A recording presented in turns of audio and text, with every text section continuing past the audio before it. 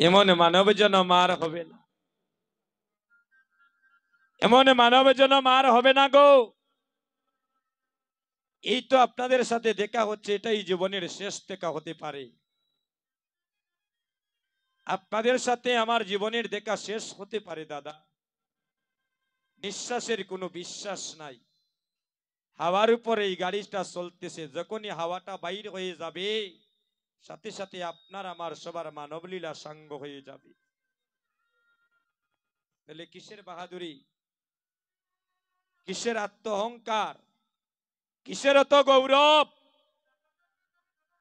এখান থেকে বাড়িতে যাওয়ার পরে যদি রাত্রিবেলা ঘুমানোর পরে আগামীকাল আপনার আমার সকালে ঘুমটা ভাঙ্গে, তবেই তো দেখতে পাবেন পূর্ব গগনে সূর্য উদয় হচ্ছে। আর যদি একবার দাদা আমাদের নয়নের ঘুমটা না ভাঙ্গে, চির জনমের মতো চলে যেতে হবে শ্মশান ঘাটে। আপনাদের মৌলভীবাজারের পঞ্চেশ্বরের কুকাবাবু কীর্তনিয়া, একসাথে কীর্তন করলাম, কীর্তন করে বাড়িতে গিয়ে ঘুমালেন। সকাল 9 ঘটিকার সময় উনার কন্যা সন্তান গিয়ে ডাকতেছে, বাবা পাগলা ঠাকুরের আশ্রমে তুমি তো পূর্ণা দেওয়ার কথা, এখন সকাল 10টা হয়ে যাচ্ছে, তুমি কি পূর্ণা দিতে যাবে না? আর বাবা যে ওই যে শেষের ঘুম ঘুমিয়ে গিয়েছেন, সন্তান আর সেটা বলতে পারে না। যখন 3-4 বার ধাক্কা মেরেছে, দেখে বাবা তো আর কথা বলেন না। তখন ওই মেয়েটা শিশুর মতো পুপারি পুপারি কাঁদতেছে, বলতেছে, বাবা তুমি আমাদেরকে না বলে জনমের মতো চলে গেলে। এই ছেলের জন্য, স্ত্রীর জন্য, পুত্রের জন্য, কন্যার জন্য আপনার জীবন যৌবন পর্যন্ত বিসর্জন করলেন, তাদেরকে মানুষ করার জন্য বাড়ি গাড়ি করলেন, ব্যাংক ব্যালেন্স করে রাখলেন। এমন একটা সময় আসবে, শেষ কথাটা বলারও সন্তানকে পাশে পাবেন না। শেষ সময়কালে চির জনমের মতো নয়নের দেখার মতো সন্তানটিকেও আপনি পাশে পাবেন না।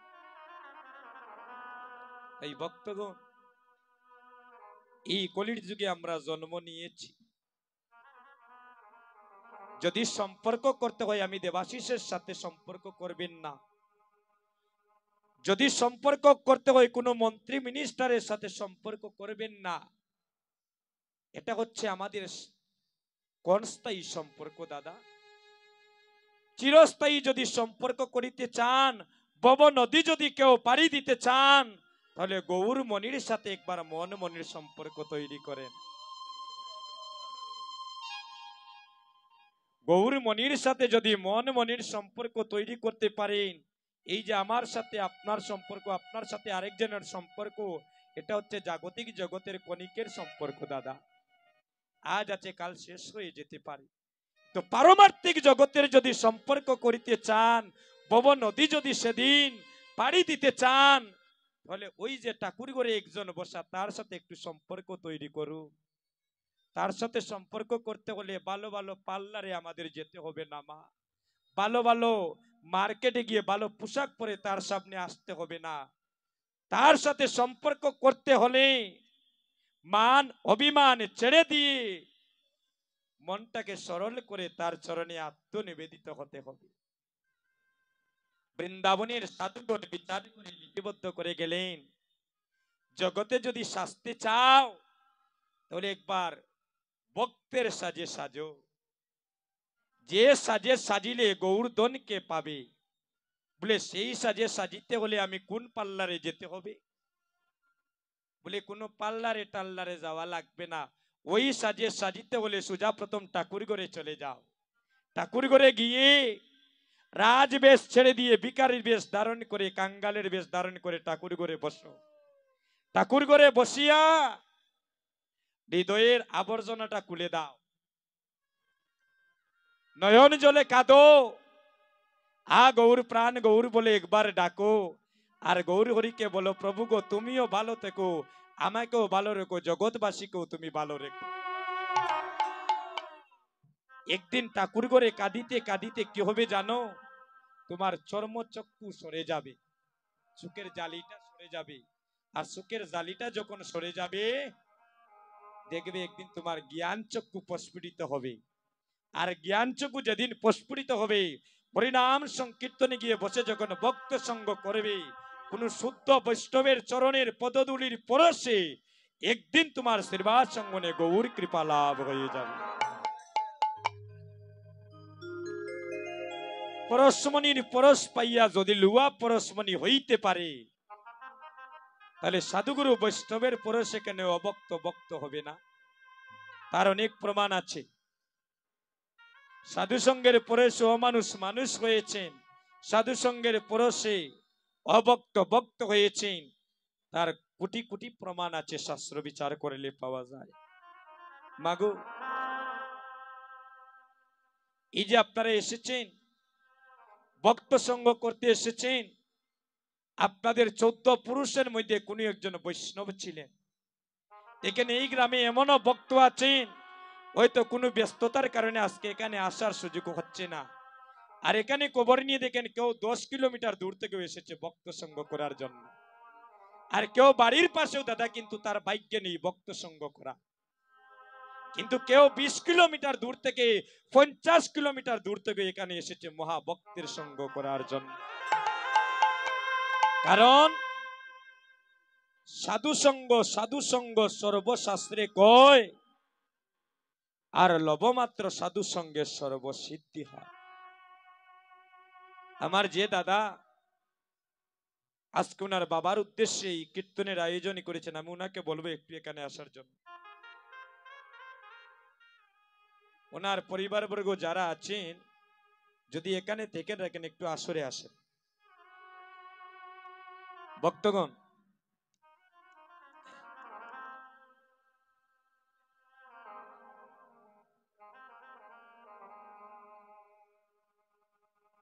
মহাজনে বললেন সময়ে থাকতে ধরো পারি,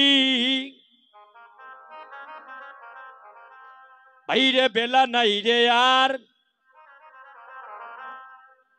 ও সময়ে ধরলে পারি তুমি টেক ভাই রে একেবার। 80 বৎসরের বৃদ্ধকে প্রণামী করা যায় না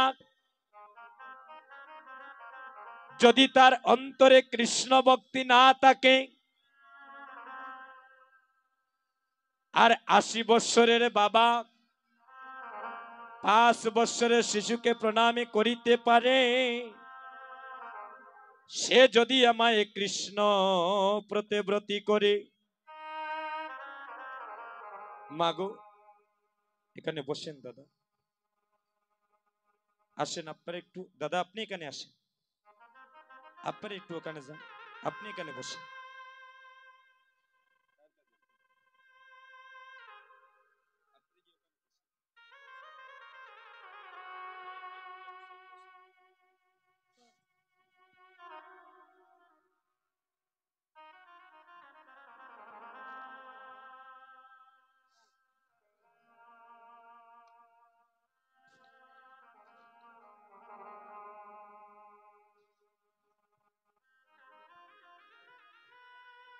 বসেন।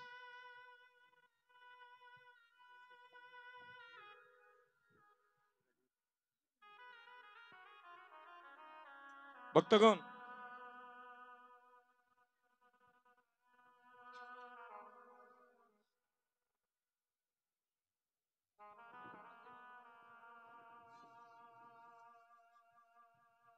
মাগো, সবাই দুটি হাত তুলেন একটু, সবাই দুটি হাত তুলেন। দাদা সবাই দুটি হাত তুলেন, সবাই বলেন হরে কৃষ্ণ কৃষ্ণ কৃষ্ণ হরে হরে, হরে রাম রাম রাম হরে হরে, হরে হরে কৃষ্ণ কৃষ্ণ কৃষ্ণ কৃষ্ণ কৃষ্ণ হরে হরে, হরে রাম হরে রাম রাম রাম হরে হরে। হরে কৃষ্ণ মায়ের একটা উলুধ্বনি দেন সবাই। কৃষ্ণ কৃষ্ণ হরে হরে, হরে রাম রাম রাম হরে হরে, হরে কৃষ্ণ কৃষ্ণ কৃষ্ণ হরে হরে, হরে রাম রাম রাম হরে হরে। ভক্তগণ, আমি 2 মিনিট আপনাদের সবাকার চরণে একটি কথা নিবেদন করছি। মাগো, আমি আপনাদের সবার দুটি পায়ে ধরে ভিক্ষা মাগলাম মা, যদি আপনাদের দেশের মানুষ, গোরের মানুষ সন্তান মনে করেন, কারো ভাই মনে করেন, আমার কথাগুলো একটু আপনাদের যুগল চরণে স্থান দিবেন দাদা। ভক্তগণ,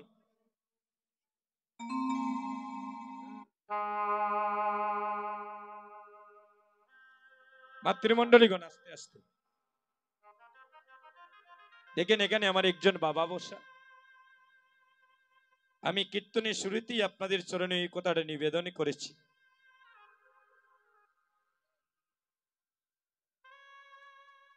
ওনার পিতৃদেবতা, আপনার তো বাবা নাকি দাদা? আচ্ছা আচ্ছা। এই ধরাধামে একটি সন্তান আর 3টি কন্যা সন্তান এই জগতে রেখে গিয়েছে। দেখেন, আমিও দেশে দেশে কীর্তন করি। আস্তে দাদা, আমিও দেশে দেশে কীর্তন করি, আমারও কিন্তু বাবা নাই।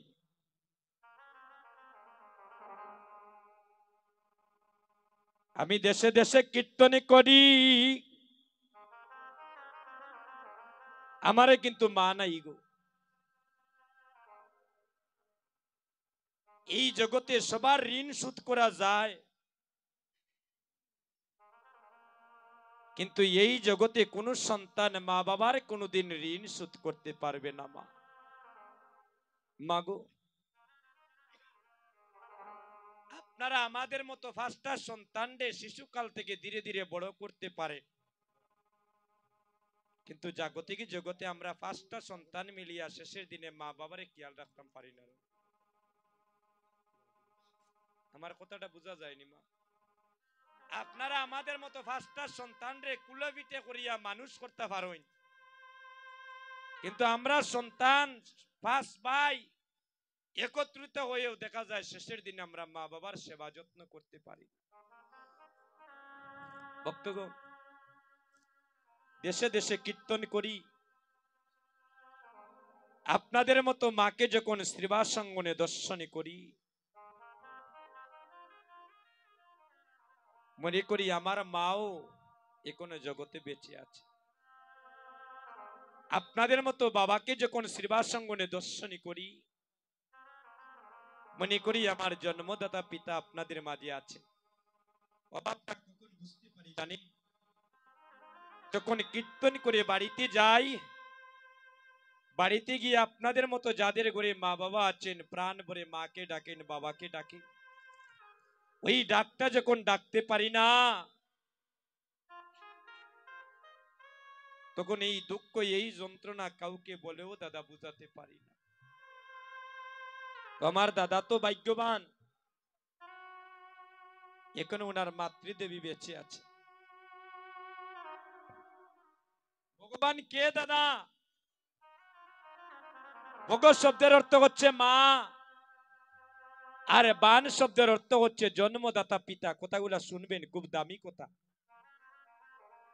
আমি দেবাশিস রে আনিয়া আর ভালো বিছানাত ঘুম পাতাইয়া আর আমারে মন ভরিয়া সেবা দিয়া কোনো লাভ নাই দাদা, যদি আপনার মা বাবার চরণে যদি আপনার শ্রদ্ধা ভক্তি যদি সেবা যত্ন না থাকে। ওই নবদ্বীপ থেকে গুরুদেব আনিয়া আর বৃন্দাবন থেকে বাবা গুসাই আনিয়া সেবা দিয়ে দাদা কোনো লাভ হবে না, যদি মা বাবার চরণে যদি আমাদের শ্রদ্ধা ভক্তি না থাকে দাদা। সাক্ষাৎ ভগবান হচ্ছেন মাতা পিতা। শাস্ত্র বিচার করলে পাওয়া যায় মাতা গুরু, পিতা গুরু, গুরু জ্যেষ্ঠ ভাই, আর তার সমান অধিক গুরু আমরা ভজনেতে পাই।